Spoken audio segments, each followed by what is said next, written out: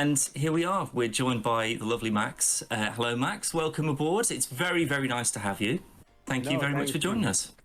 Thank you for having me. Absolute pleasure. Look at these. You got blue and purple and green. Look at all this sexy backgrounds we got here. It's sexy or Power Rangers. Yeah, exactly. It's morphin' time, boys. It's morphin' time. Finally, a fellow Power Rangers fan. Oh, God, shut up, Perry. Right. So, Max, you're going to be here today. You're going to talk a little bit about yourself. You've got some books that we've had a look over as well that we'd like you to kind of plug, I guess is the best word for it. So, Callum, I know that you want to talk about the books, mate, so you fire away. Yeah, it's obviously got 2 books available. Yes. I'm quite the idiot. So, I just want to put strong introduction. Second motion. But obviously, these are books based on obviously video game creation and development and stuff. You've got Let's Design Exploration and Let's Design Combat.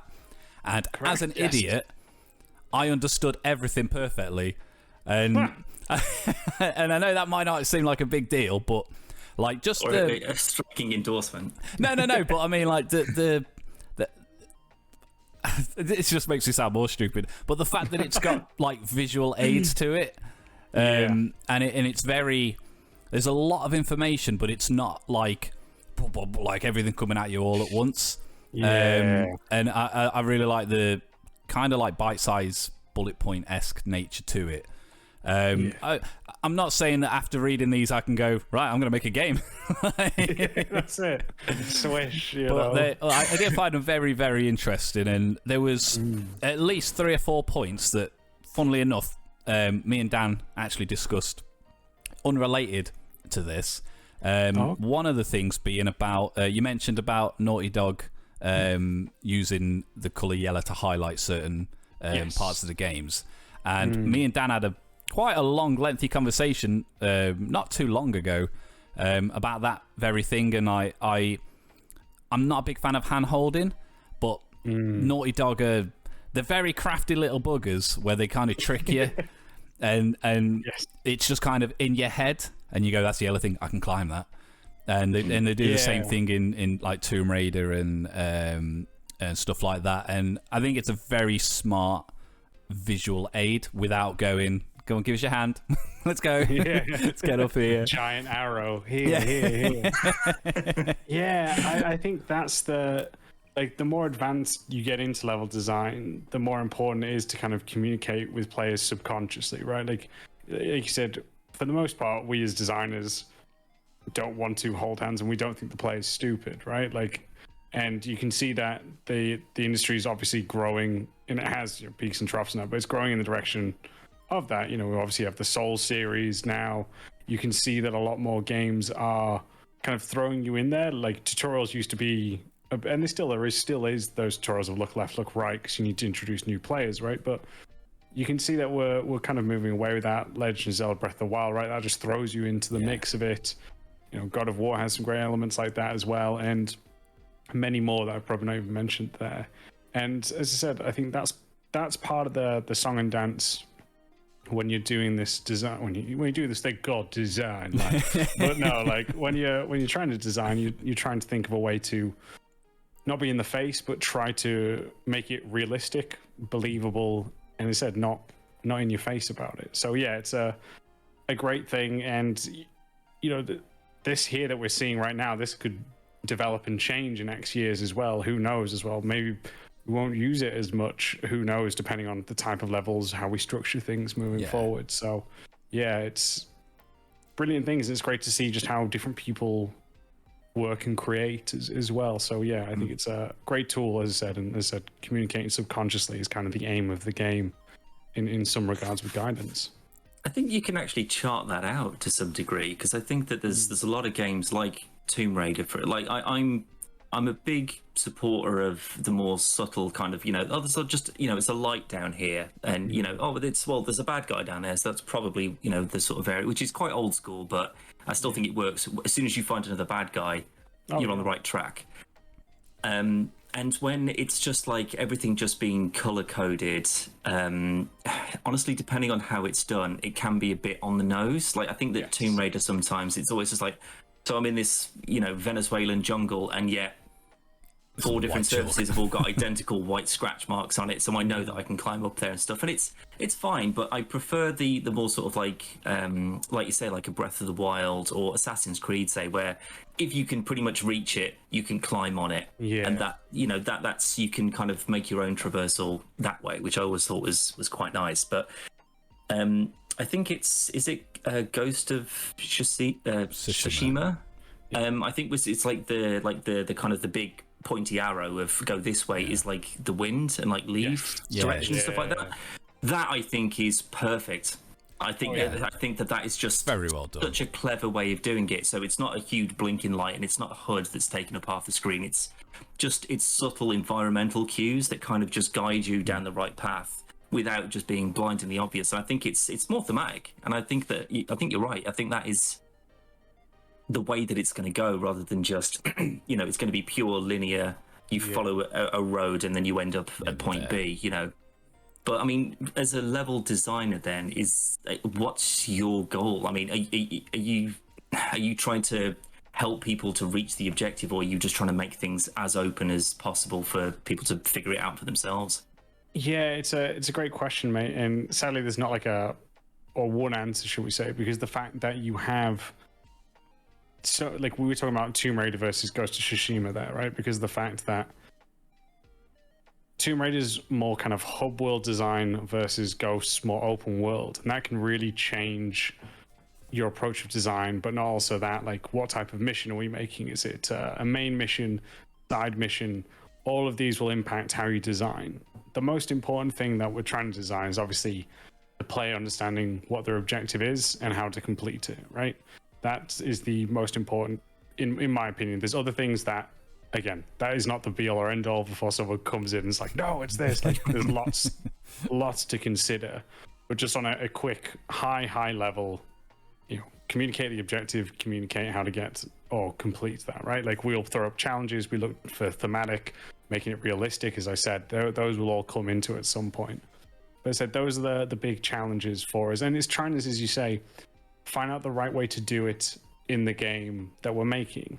Because if you look at something like Death Stranding, right, like that is another open world game, but it's so different because the fun aspect, or the most engaging aspect, is your load management and then you walking from place to place, compared to Ghost, which gives you a horse. You can obviously run, but the most enjoyable parts, I'd say, is either the combat or the obstacles that you find there, versus Death Stranding says the terrain is the obstacle. Yeah. So when you understand the core of your game, that's when we can start to figure out, well, how do we actually best sell it? Now, I said that's kind of a vague answer. I wish there was more specifics, but really it does depend on the game that we're creating. And there's so many levels that we will make that don't see the light of day, because part of the process is finding what works, but also what doesn't work. And that's the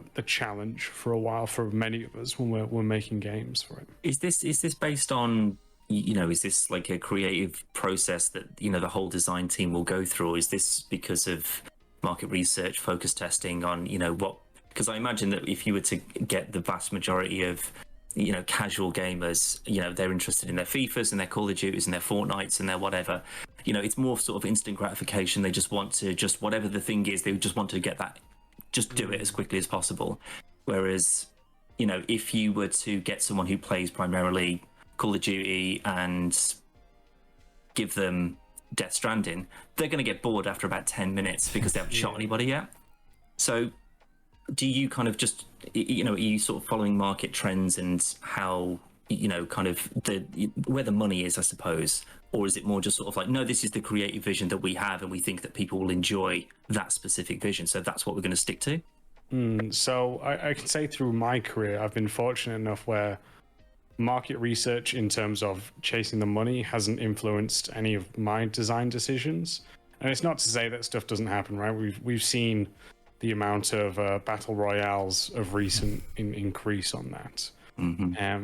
But it's, what you tend to find is obviously there's market research in anything, but it is to more compare, well, what works about this game? Like, each team, whether it be artists, design, animators, will still obviously be inspired by other games that are created around us, and we may take influence in something about it and then apply it to our work, but tweak it to reflect the game we're working on. So for me, mostly throughout my career anyway, it's always been for the good of the core of the game.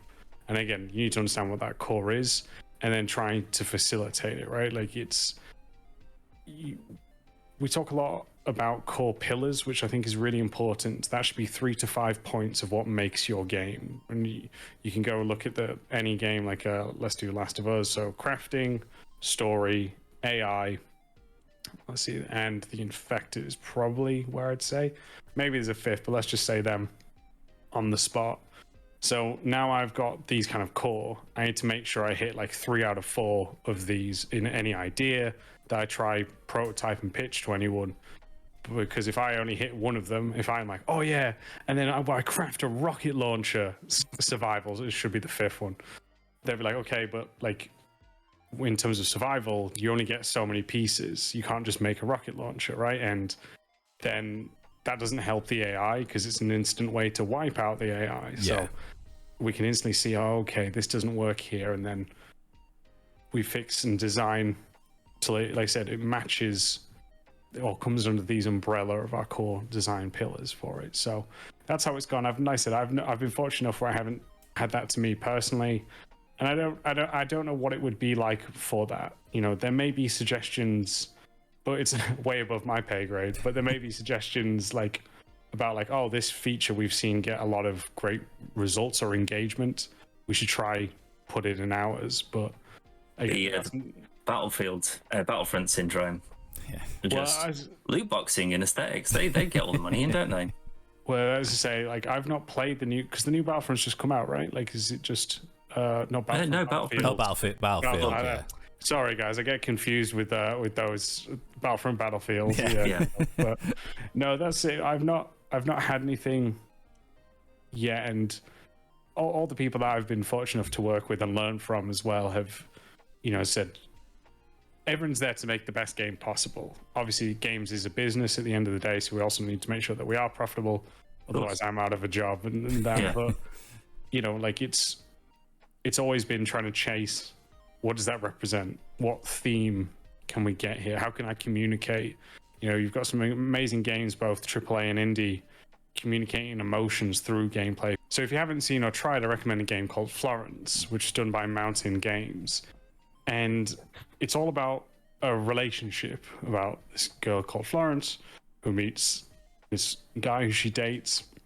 But it's how they communicate relationship from a first date. They do this really incredible element, which is about, when you're on a first date, you don't know how to communicate very well with one another. So you've got to build these speech bubbles. And at the start, it takes say, for example, 5 pieces. But as the conversation gets going, you two start to click. It starts to take less, 4, 3, 2, and then one final piece. And it's just a great way to show how we get more and more comfortable with people, right, as we converse. So there's a lot of great stuff out there dealing and showing through themes through gameplay and level design. I'm going to install that because that actually sounds quite. Yeah, that sounds really interesting. For my experience of mobile gaming, it's not prolific, shall we say? But the ones that I do play, they are mainly just sort of games in the typical sense. It's like a Candy Crush or whatever. I don't play that. I was going to say, when have you ever played Candy Crush? No, just easy. Just you're having a poo and you can just sort of piss about on your phone for a bit. There we go. Vivid details of it. But yes, no. Oh, funnily enough, there you go. Oh my god! I thought it was just going to be a picture of you having a poo or something. I think it's going to freak it was going to freak you all out. But there's an ad for Candy Crush Saga right on the front of the page, which is just brilliant. Isn't it? Always listening. But yeah, Florence, because like I say, I've never heard of a game that's more evocative rather than it's just a game to play to be not bored anymore. I think that's I think. Sorry. No. Go on. All I was going to say was actually what a game that you mentioned in your book is Journey, and I think it probably is one of the most beautiful games I've ever played. But It was only when you're talking more about like environments and scopes and stuff, but the mountain that you can see throughout, which is obviously your end goal point. No point. I've played Journey probably about 3 or 4 times, and at no point did it just cotton into my head that visual element is there because it's your end goal. I've just always just taken it as it's just part of the game, and it's a very very clever. Yeah, it's just incredibly smart because it's just there. It's dead subtle, and I think like that's what this kind of sounds like. The same kind of. There's a lot more to it, and it's in a reasonably simplistic kind of presentation of it. And the same people made, I think it's called Flower. Yes, really, just petals just swooping about, flowing through. Yeah. And again, it's a really really gentle game. I don't like it as much as Journey, but that's to me that's just off your description of it. That's what this sounds like. No, you can find it in the same category, right? Where it is a bit of more of an emotional direction that it pulls you in, and that is really part of it. As we said, that's what's great about games, right? We have those ones that can just entertain us for the sake of entertainment, ones to help us communicate with our friends that, especially during COVID, right? We can go hang out with them, play MMOs, Call of Duties, whatever that we as a collective are into, and then we can have these solo journeys which make us think and feel like art. So depends what you're looking for. People try Florence. A lot of friends of mine worked on that, and I'm definitely give it a go. That sounds quite interesting. I'm a big fan of like more personal. I mean, obviously, like me and Dan play a lot of games together, but if I could only play a certain game and nothing else. Don't know why this ultimatum's coming. Yeah, someone's giving you this life-altering choice. Probably Boris, but it probably would be those more personal. Maybe not so much like Journey, but stuff like Last of Us and just stuff where I can just really get into it. And I don't know, it's hard to describe because I haven't got a style of game. Like I'll try anything. Yeah. Me and Dan have religiously for many years bagged on Fortnite for being awful, and now it turns out I'm naturally very good at it, so I really like it now. But it's because you're playing with children, Callum. I've told you this. Hey, I get them wins. It's all that counts. It's all about the numbers. But no, I mean it could be anything, like even like the Lego games where they're incredibly simple, but the Lego games are a great call. Because I think that they span every generation. Like because they are simple in terms of how they handle them, what they look like. It's kind of like just playing like an old N64 game or something like that. It's just move and button to do a thing, and that's pretty much all you need to do it. But they're so engaging. Yeah, and like I've got most of them, if not all of them. I think that Lord of the Rings one's probably the only one I haven't got, but I'll wait until there's a remaster of that and they redo it all, and I'll buy that one instead. It's incredible because there's different ways to hook someone, right? Like we said, either it could be your skill level in Fortnite, right, where you're like, I'm good at this, and this is something that I'm really enjoying for it, or it can be that simplicity of you playing. I use simplicity as an endearing term, not a negative term. In that of like Lego games where you get to relive some of these great IPs, but in a entertaining sort of new way, right? And that, again, just the amazing work of games, right? Like the range and the spectrum they can all fall on is truly incredible and great definitely. For all of us, no matter what type of player you are, for sure.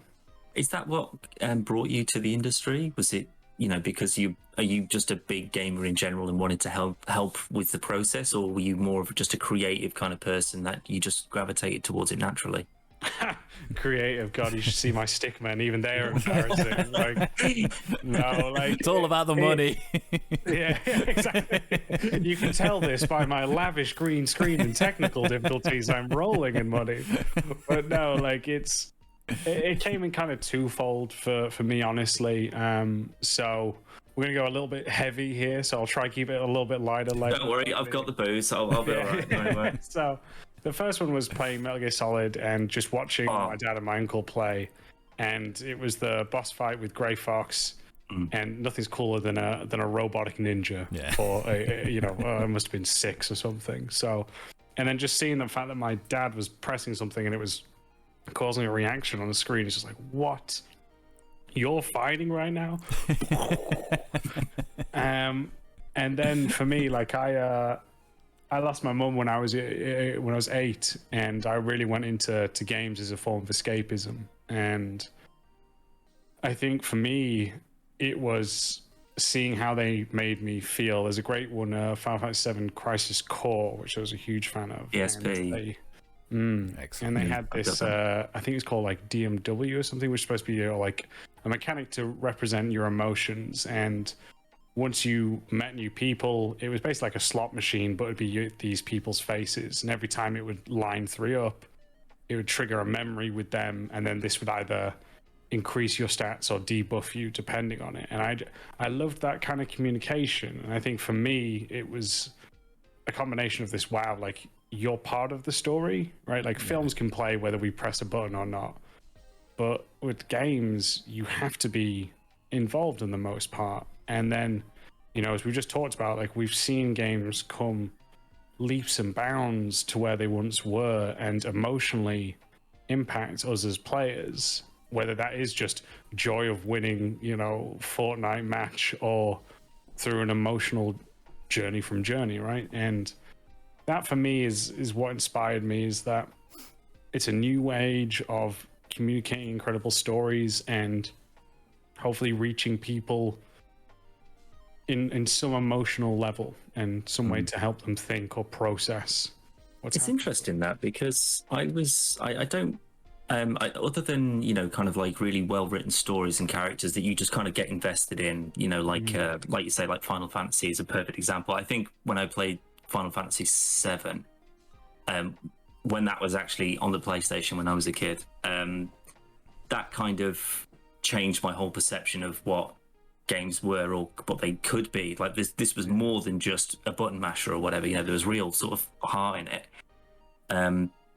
But there's only, I guess it's maybe it's just poor choice or not looking far enough on my part, but there's not a huge amount of games these days that kind of actually get me involved or think I need to play more of these. But the one that kind of took me the most off guard was probably Ori and the Will o' the Wisp. I hadn't played Blind Forest, and then because of Game Pass, we love Game Pass over here. But Ori 2 dropped on Game Pass, and I played that. And I remember, for no particular reason, it was just a swell of music, and it was just the incredible sort of like the visuals and the animation of Ori, and just how beautiful everything was. I just teared up. I was just like, I don't understand how this can be this beautiful. And just like it completely encapsulated me. And there's so little games that just seem to get an honest reaction from people. And I think that if you're as a designer and that's the kind of response that you want from people, everything else kind of goes out the window. What was the rating on Rotten Tomatoes? Doesn't matter.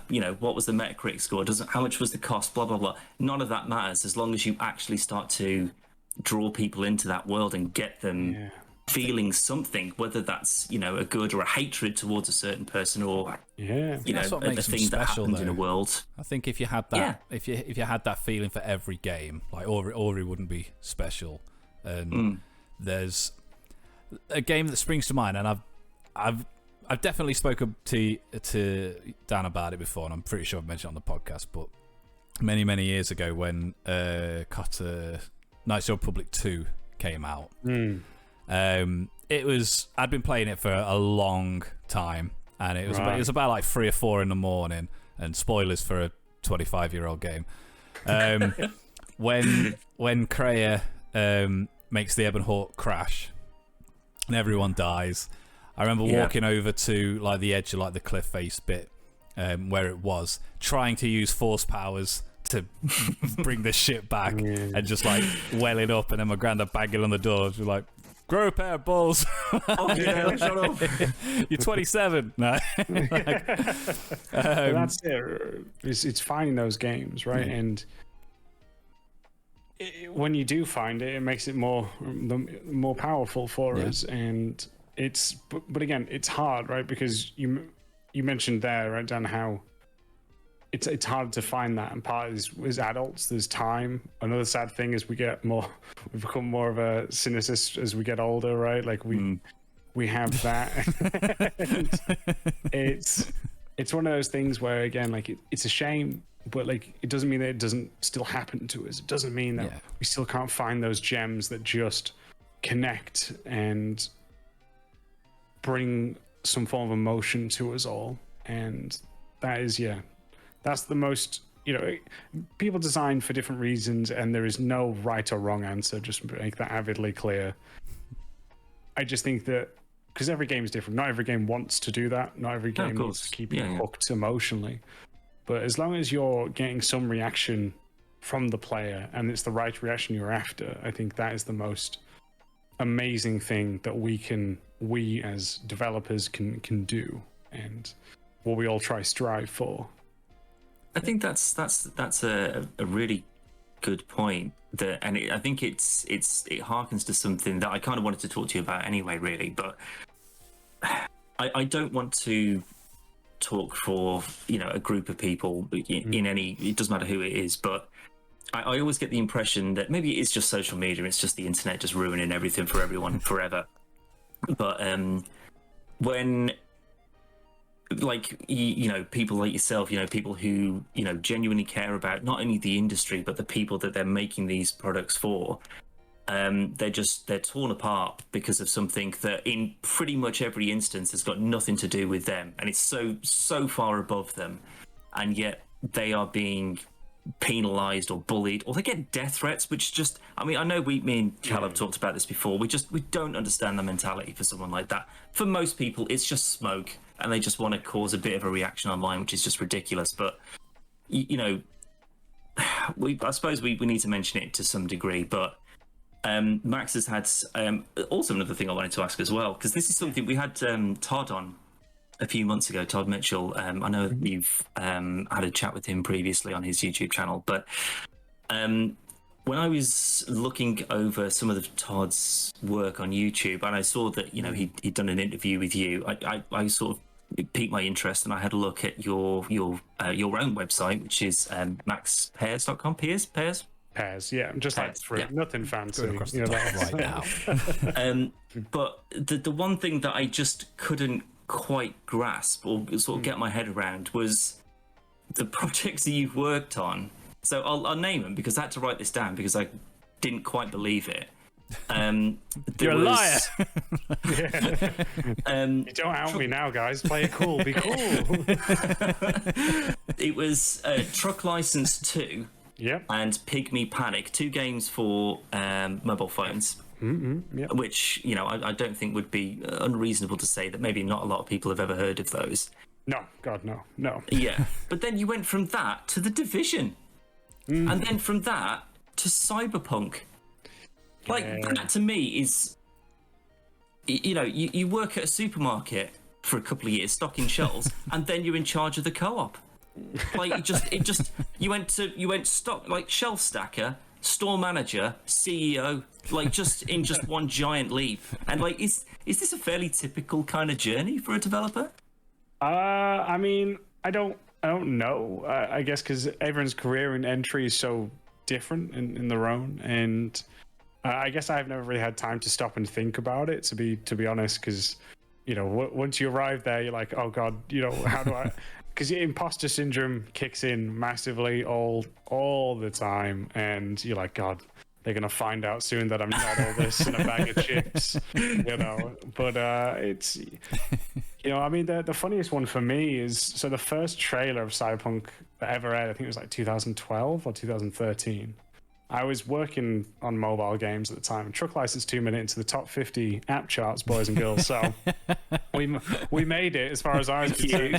Just like Angry Birds, you know, we never made the top you've 10. retired now. This is just pocket money now. Yeah, Exactly. I could have, like I said, look at this beautiful setup. You know, this isn't normal green. This is emerald green, pure emeralds to make this. But no, it's not a filter on his screen. It's fog because his crack apps is being fumigated at the moment. Yeah, that's it. But no, like I remember watching the first trailer of Cyberpunk, being, God, that'd be amazing to work on a game like that. And then it like happened. It was like mind blowing. But I mean, it all comes down to like anything, right? How hard. And I don't want to sound like a motivational video because loads of them are just utter nonsense. Buy my course, but like it was. But do buy the book. Let's say buy the books. But like it just hard work of making sure that everything that I was doing at work and then personal work was always getting better, and then making sure I have, you know, contacts as well and networking in. You know, how I got into Ubisoft is a funny one because I was working on mobile games and there was a conference up in Middlesbrough where I was at university in Teesside, and one of the guests was named Andy Willens, who's now the, I think, is it game director or studio director over at Sumo Digital Newcastle. A great guy. Oh, Sumo. And, I was literally talking about them earlier today. They've made Little Big. They did. Little Big Planet. Yeah. They did, yeah. Big Planet Yeah. 3 and the racing version and the Sackboy story, I think. I've forgotten the new one's name, but that's the other one they Sackboy's did. Big Adventure. Yes, thank you. And they do great work. And we met at a conference and we just had a good laugh. And he saw some of the work that I was doing at the time. And then I entered this competition called Dare to be Digital in 2013, and that's where Pygmy Panic was made. And this was like an augmented reality game where we were trying to bring like a child's best friend to life, and you had to protect it from like these big brutes trying to kidnap your friend. And because he was a judge on that, and again, we just met, we had a good time, and he reached out and said, "We've got a position coming, you interested?" And that's what helped. Wow, so you didn't even just apply for a job, they just offered you one. I don't know if it was offered, but like it was definitely, they put me forward for the interviews. And you know, I also met Manny Diaz, who is the game director, I believe, now at Ubisoft Newcastle, and at the time he was lead level designer. And I showed him Pygmy Panic and he loved that. And yeah, it was great, honestly, you know, to meet these incredible people, to learn from them, but to also be given my chance because of, again, and there's nothing, just to make it clear, there's nothing wrong making mobile games. I had a great time doing it. I learned so much from it. And when you play Florence, you'll see that there's more and more growing from there than what it used to be when I was in that side of the industry. And yeah, I've just been very fortunate. You know, like me and my dad collected those Edge magazines for years, and I've now got an interview in there. I've got that up there, and that to me is surreal. And that's not as like a brag or anything. That's just a surreal moment. No, brag about just it. a really cool That's fact. definitely something to brag about. Yeah. No. I'm very proud. You know, it's nice. It is nice. But like I say, I don't really stop to think about how my career's changed, shall we say, over the time, just because there's always something more to learn. There's always something to improve upon. I am not the finished product, and I have so much to learn from so many more incredible people that are far better and smarter than I am. And I just, you know, I'm still chasing that 9 out of 10 out of 10 game, which makes people feel. So that's what I'm personally still chasing. And, you know, there's still a lot for me to learn and get there. And that's what motivates me. Where do you see that? Because I mean, in terms of working as a senior level designer on Cyberpunk, I mean, that is a game that is one of the most hyped of the last few years. Yeah. You know, rightly or wrongly so. You know, me and Callum, we've talked about it on numerous occasions. Yeah, I really liked it. I mean, you know, I'm not going to lie and say that it's 100% perfect because. You know, nothing ever is. Yeah, you know, but even your 10 out of 10s, 100 out of 100, like, they're not perfect. There'll be something that there's always going to be, there's there's never going to be that definitive version of a game.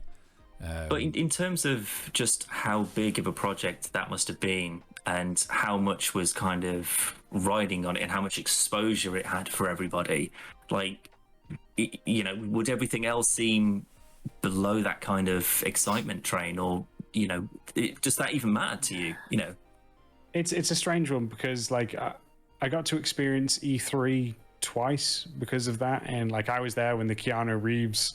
Oh, no way. So like I was lost it when we were watching that. Yeah. We did, yeah. We recorded that live and watched that, and when Keanu came out, we just couldn't believe it. Yeah, I was honestly surprised. What a trooper, to be honest. And but like, you know, I was there for that. I got to go to Tokyo Game Show as well, and like these are things that, like, you know, I dreamt about as, you know, a kid growing up, being like, God, and I get to present a game that I'm working on. Like, you know, it's a strange thing because like there will probably, I mean, I don't know, but especially like that's a new IP, right? It's not like a sequel or something, and like it's only now where I've worked on a sequel of a game because I'm now at Ninja Theory, and I mean, I don't know if there'll ever be a new IP that has that much hype around it. But again, like for me, that doesn't matter per se. Like it's great to see that, right? Like because it warms you up when you're seeing people react. The reactions you got, the kind comments you get is great. It's awesome. But yeah, like, you know, that's kind of just left it where it was. You know, like I've now left the company, and again, no bad blood or anything. Like it's just a change of job. Just make it avidly clear this isn't any, you know, it's just me changing jobs, and just like anyone else does in their day-to-day life. And it's just I'm excited by, you know, different things and learning. Like honestly, I said that's a chance to work on something that could connect people differently, and the chance to do something different is what inspires me, honestly. So yeah. If there's people that sorry man, no please, if there's people that, because you're not going to be alone in terms of, you know, people's actual talent being able to be like, I can't draw, I can't do anything, as viewers will no doubt know. My old housemate, no, shut up, Callum. My old housemate, he also worked at a game studio, and we had him on a few months ago, and just watching him work, and it's just so far beyond my comprehension. I just can't figure it out. But there, you know, there are a lot of people out there like you know, they'll have that sort of that epiphany or that moment of pure clarity where they just see, oh my God, this is incredible. I have to be a part of this. Yeah. I mean, other than just sort of, you know, just the hard work and, you know, the relevant kind of qualifications. I mean, is there anything that you would say is kind of, you know, a key way of developing that career and kind of getting to the heights that you've managed to achieve in such a, you know, reasonably small time? Yeah. I think for me, I think it's just about making stuff, whether it be levels, environments, games, whatever it is, like, and trying to make as much as you can. And you don't have to release everything. Let's make that avidly clear. Like, you won't, because it takes something from start to finish is an insanely long and painful process.